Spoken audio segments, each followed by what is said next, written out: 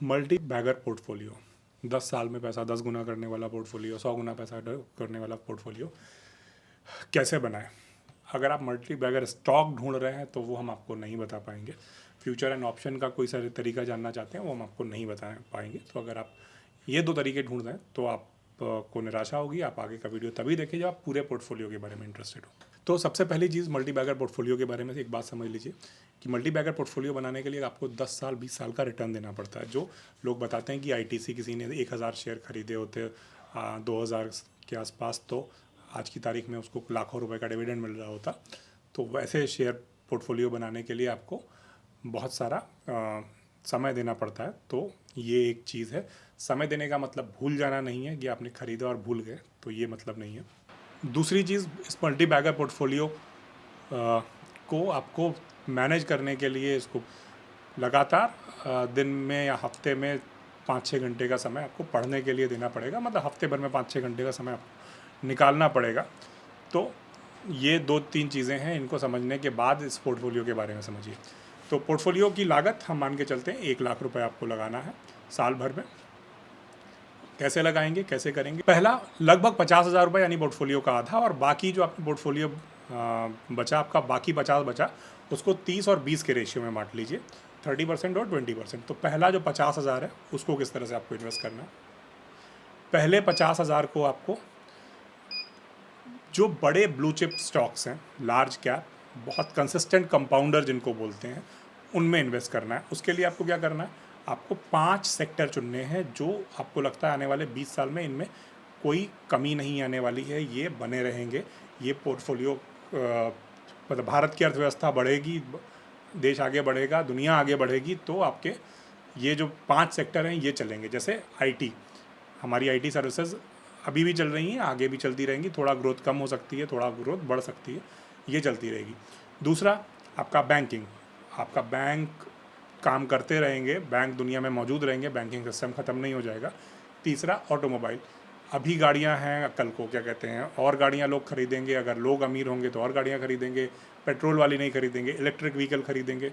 ये तीसरा सेक्टर हो गया। चौथा सेक्टर एफएमसीजी, आप खाना पीना खाते रहेंगे, आप महीने का राशन खरीदते रहेंगे, आदतें बनी रही लोगों की, ये चौथा सेक्टर हो गया। पांचवा कंज्यूमर गुड्स, यानी जो चीज़ों की लगातार आपको ज़रूरत पड़ती है, चीज़ें होती हैं, ये हो गया पांचवा। और ये 5 सेक्टर में आप कंसिस्टेंट कंपाउंडर कंपनियां इसमें ढूंढिए, जो मार्केट लीडर होती हैं, जो ब्रांड है, जिनको कोई रिप्लेस नहीं कर सकता। अगर आपको लगता है कि इन 5 सेक्टर की जगह कोई और सेक्टर हो सकते हैं, इनमें से 3 सेक्टर कोई और आप ले सकते हैं, आप केमिकल ले सकते हैं, वो ले सकते हैं, कोई भी 5 टॉप सेक्टर चुनिए सबसे पहले, जो आपको लगता है कि सबसे अच्छा रिटर्न आने वाले 20 साल में देंगे। इसके बाद इन 5 सेक्टर के सबसे बड़े टॉप सेक्टर चुनिए। जैसे मान लीजिए कि हमने सबसे पहला सेक्टर आईटी लिया, तो आईटी के 2 जो टॉप लीडर हैं वो एक टीसीएस है और एक इन्फोसिस है। दोनों का रिटर्न आप चेक कर सकते हैं, दोनों कंपनियां कैश जनरेट कर रही हैं कि नहीं, वो सारी चीज़ें आप देख सकते हैं।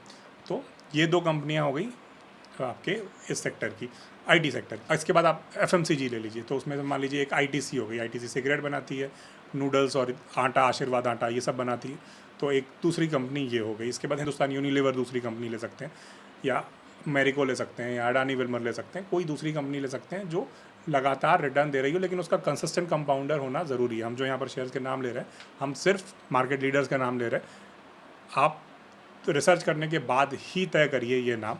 इसके बाद आप कंज्यूमर गुड्स में जाएंगे तो आपका एशियन पेंट्स का बहुत नाम चलता है, फेविकोल, पिडिलाइट जो कंपनी है उसका बहुत नाम चलता है, क्योंकि मकान बनेंगे किसी भी कंपनी के बने, कोई भी रियल एस्टेट कंपनी बने, उसमें जो फर्नीचर बनेगा वो फेविकोल का होगा, वाटर प्रूफिंग होगी वो फेविकोल की होगी। तो इस तरह की कंज्यूमर गुड्स की कंपनियां हो गई 2। इस तरह से आप 5 सेक्टर में 10 कंपनियां चुन लीजिए। बैंकिंग में मान लीजिए एक आपने एचडीएफसी बैंक ले लिया और एक आपने बजाज फाइनेंस ले लिया जो नॉन बैंकिंग फाइनेंस सर्विस है, तो 2 आपने वो ले लिया। अगर आपने रिटेल सेक्टर चुना है तो आप एक टाइटन ले सकते हैं, एक रिलायंस जियो ले सकते हैं। इस तरह से 5 सेक्टर चुन लीजिए। इसके बाद इनमें कुछ चीज़ों का ध्यान रखिए।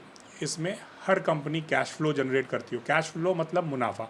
गूगल करके पता करना बहुत आसान है कि कौन सी कंपनी हर साल कितना मुनाफा जनरेट करती है।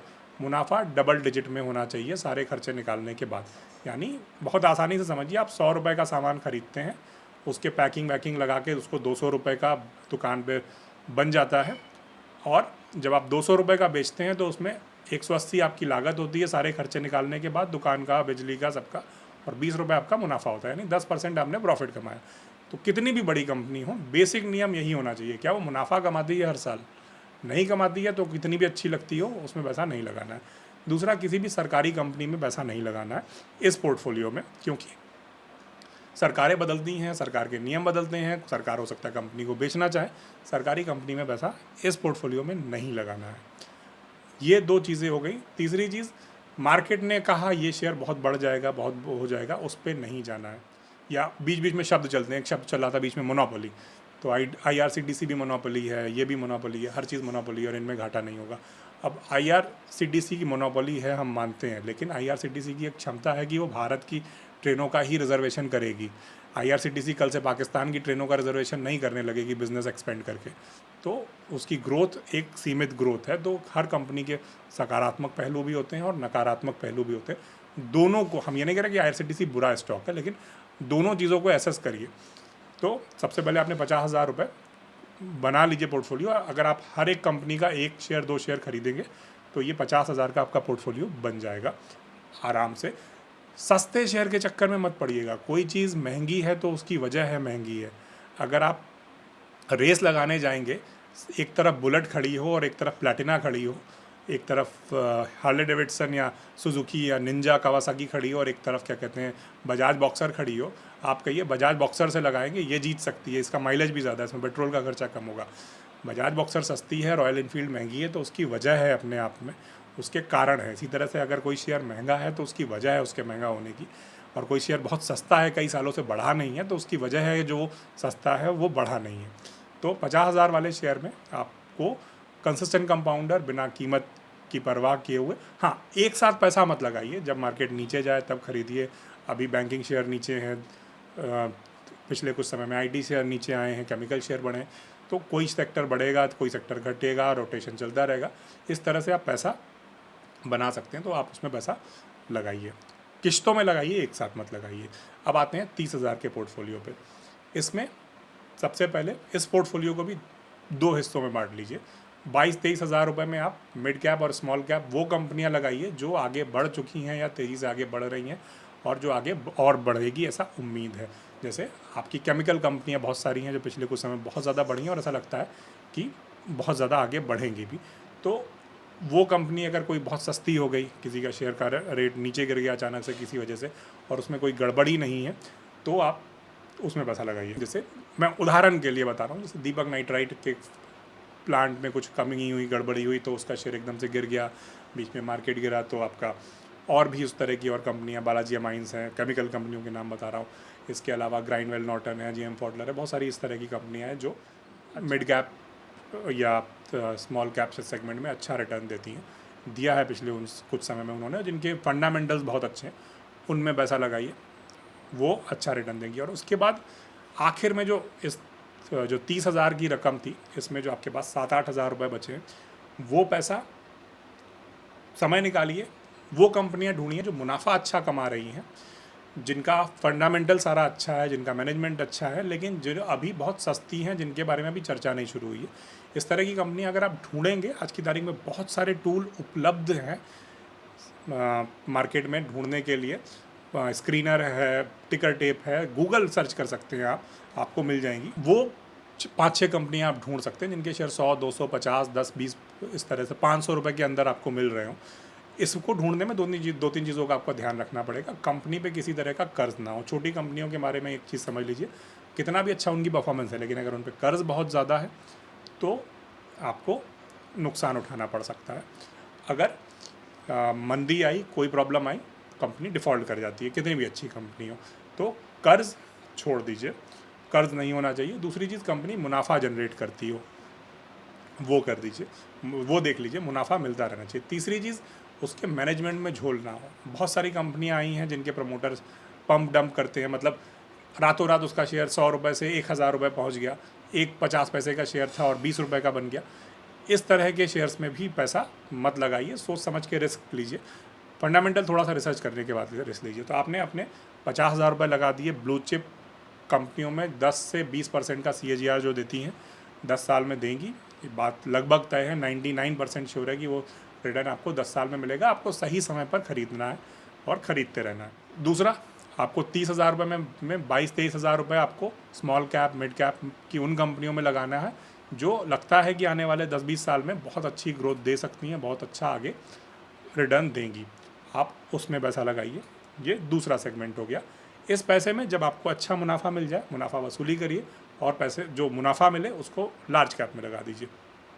तीसरा, जो बिल्कुल पेनी स्टॉक माइक्रो का कैप है, उनका 7-8 हज़ार रुपये का एक 7-8% आपके पोर्टफोलियो का उसमें लगाइए और फंडामेंटल रिसर्च करने के बाद लगाइए। रैंडमली किसी में मत लगा दीजिए प्राइस देखकर। फंडामेंटल रिसर्च करना बहुत आसान है, हम इस पर आगे वीडियो बना सकते हैं। अब आपके पास बचा 30,000 रुपये।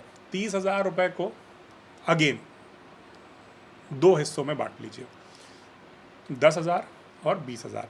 20,000 रुपये में पहले वो कंपनियां लीजिए जो अच्छा डिविडेंड देती हैं। अभी जो ऊपर जो आपने 8-10 कंपनियां सेलेक्ट की हैं, इनमें भी आपको वो कंपनियां मिल जाएंगी जो अच्छा डिविडेंड देती हैं। जैसे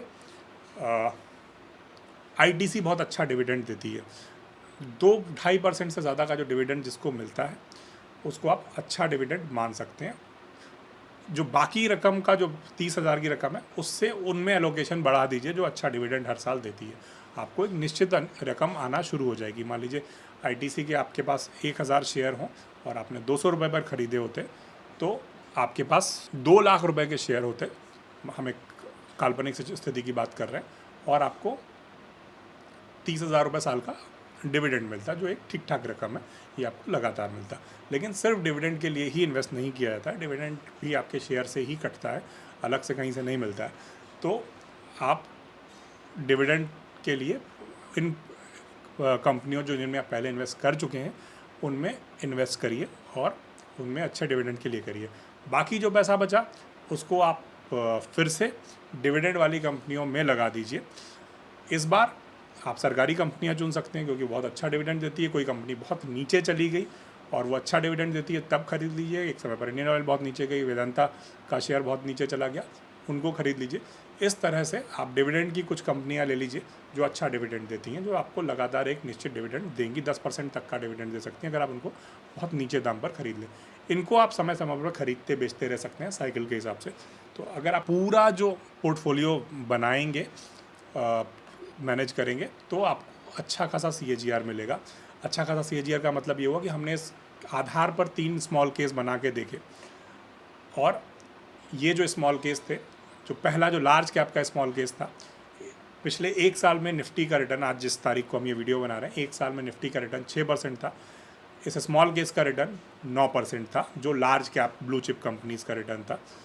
इसके बाद जो दूसरा स्मॉल केस हमने बनाया जो मिड कैप कंपनीज़ का था, उसका रिटर्न 8.5-9% था।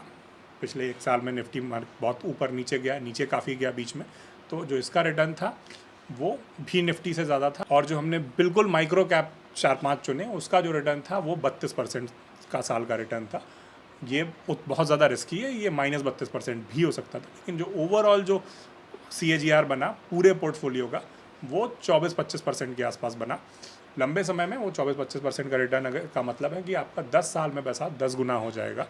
मोटा मोटा मान के चलिए 8 गुना से 10 गुना आपको पैसा हो जाएगा।